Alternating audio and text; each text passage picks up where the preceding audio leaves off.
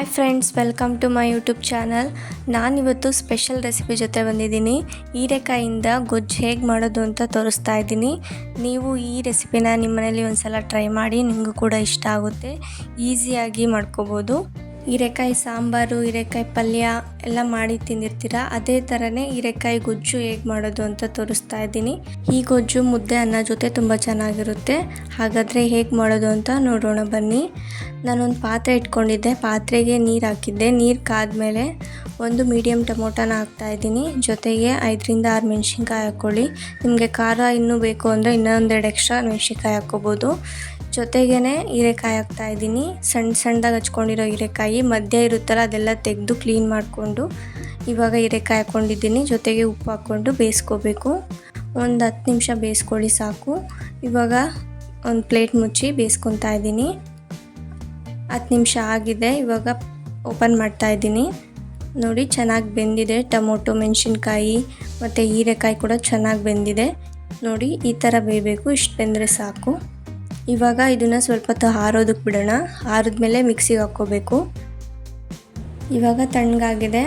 ಒಂದು mixie jar ತೊಗೊಂಡಿದ್ದೀನಿ. Mixie ಜಾರ್ಗೆ ಬೇಯಿಸ್ಕೊಂಡಿದ್ದಂಥ ಟೊಮೊಟೊ ಮತ್ತು ಮೆಣಸಿನ್ಕಾಯಿ, ಹೀರೆಕಾಯಿನ ಹಾಕ್ಕೊತಾ ಇದ್ದೀನಿ.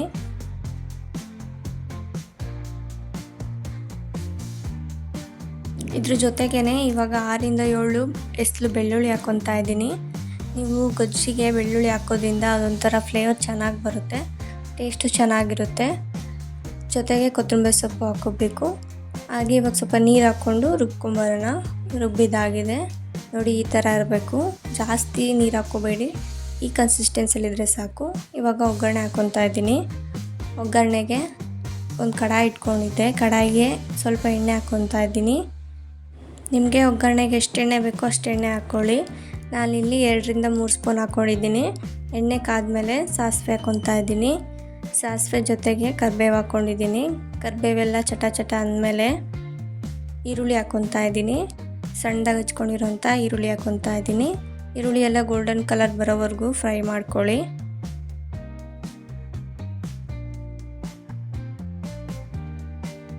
ನೋಡಿ, ಈರುಳ್ಳಿ ಎಲ್ಲ ಚೆನ್ನಾಗಿ ಫ್ರೈ ಆಗಿದೆ. ಇವಾಗ ಟೊಮೊಟೊ, ಹೀರೆಕಾಯಿ ಮತ್ತು ಮೆಣಸಿನ್ಕಾಯಿನ ಹಾಕಿ ಪೇಸ್ಟ್ ಮಾಡ್ಕೊಂಡಿದ್ವಲ್ಲ, ಅದನ್ನು ಇಲ್ಲಿ ಹಾಕ್ಕೊಂಡು ಫ್ರೈ ಮಾಡ್ಕೋಬೇಕು. ನಿಮಗೆ ಒಗ್ಗರಣೆ ಮಾಡೋದು ಬೇಡ ಅಂದರೆ ಹಾಗೆ ಹಸಿ ಈರುಳ್ಳಿನ ಪೇಸ್ಟ್ ಜೊತೆ ಮಿಕ್ಸ್ ಮಾಡಿಕೊಂಡು ಮುದ್ದೆ ಮತ್ತು ಬಿಸಿ ಬಿಸಿ ಅನ್ನ ಜೊತೆ ತಿನ್ಬೋದು. ಅದು ಕೂಡ ತುಂಬ ಚೆನ್ನಾಗಿರುತ್ತೆ. ಇದೂ ತುಂಬ ಚೆನ್ನಾಗಿರುತ್ತೆ. ನಿಮಗೆ ಯಾವ ರೀತಿ ಬೇಕೋ ಆ ರೀತಿ ಮಾಡಿಕೊಂಡು ತಿನ್ನಿ. ಇವಾಗ ಸ್ವಲ್ಪ ತಂಗೆ ಮಿಕ್ಸ್ ಮಾಡ್ಕೊಳ್ಳಿ. ಇದ್ರ ಜೊತೆಗೇ ಸ್ವಲ್ಪ ಅರಿಶಿನ ಪುಡಿ ಮತ್ತು ಸ್ವಲ್ಪ ಗರಂ ಮಸಾಲ ಹಾಕ್ಕೊಳ್ಳೋಣ. ಜೊತೆಗೆ ಉಪ್ಪು ಹಾಕ್ಕೊಂಡು ಮಿಕ್ಸ್ ಮಾಡ್ಕೋಬೇಕು.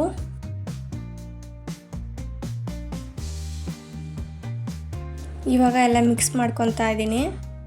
ಇದನ್ನೇ ಹಸಿ ವಾಸನೆ ಹೋಗೋವರೆಗೂ ಫ್ರೈ ಮಾಡ್ಕೋಬೇಕು ಅಂತ ಏನಿಲ್ಲ, ಆಲ್ರೆಡಿ ಎಲ್ಲ ಬೇಯಿಸ್ಕೊಂಡಿದ್ವಿ. ಸೊ ಇವಾಗ ಸ್ವಲ್ಪ ನೀರು ಹಾಕ್ಕೊತಾ ಇದ್ದೀನಿ. ನಾನು ಅನ್ನ ಜೊತೆ ಮಾಡ್ತಾ ಇರೋದ್ರಿಂದ ಸ್ವಲ್ಪ ನೀರಿರಲಿ ಅಂತ ನೀರು ಹಾಕ್ಕೊಂಡಿದ್ದೀನಿ.